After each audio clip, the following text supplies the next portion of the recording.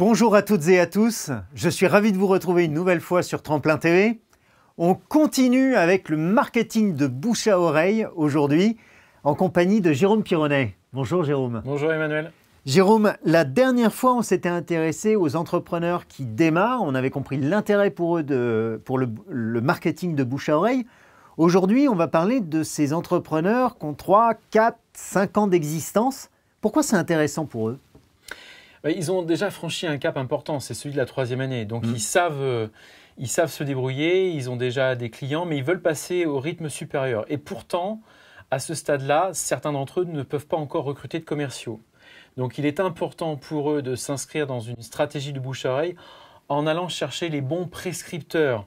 Là, l'idée, ce n'est pas d'aller chercher les clients finaux, mais de trouver les bons partenaires, c'est-à-dire les personnes qui travaillent avec ces clients-là, qui travaillent avec mes clients, et qui vont savoir facilement comment me les recommander. D'accord. Est-ce que tu peux nous donner un exemple concret? Parce que pour moi, c'est un peu vague. Oui, l'exemple des conseillers en gestion de patrimoine. Eux, on sait qu'ils travaillent bien avec les experts comptables, avec les financiers de tous bords, avec les courtiers, les banques, etc. Mais ils peuvent travailler aussi efficacement avec des agents immobiliers. Et donc, l'idée, c'est d'aller chercher le plus de partenaires comme ça qui travaillent avec ces cibles pour qu'à un moment donné, ces personnes pensent à lui et lui apportent des recommandations qui concernent ses clients. Leurs clients sont mes clients. Exactement. Et parfois, mes prescripteurs peuvent être des personnes très éloignées de mon domaine d'activité. Tout à fait. Ouais. Très bien. Du coup, pour réussir à générer ce réseau de prescripteurs, qu'est-ce qu'il est primordial de faire? De s'accorder du temps pour le faire. Il faut rencontrer régulièrement ses partenaires de confiance, organiser des rendez-vous. Alors, le restaurant, c'est très bien.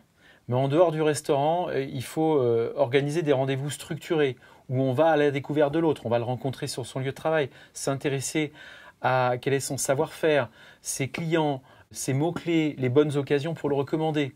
Inversement, l'autre va faire la même chose avec moi.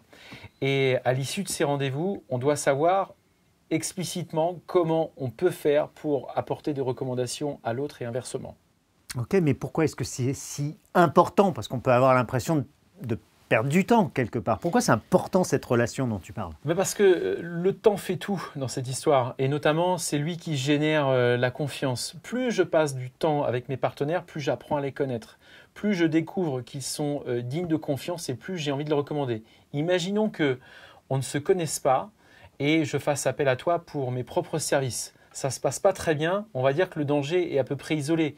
Je serai un peu embêté, mais ça s'arrêtera là. Oui, ça ne nous concerne que tous les deux quelque part. Exactement. Mais si jamais je fais la même chose avec mon carnet d'adresses, eh bien là, ça va beaucoup plus loin parce que j'entame ma crédibilité vis-à-vis de tout mon réseau. Et là, c'est problématique.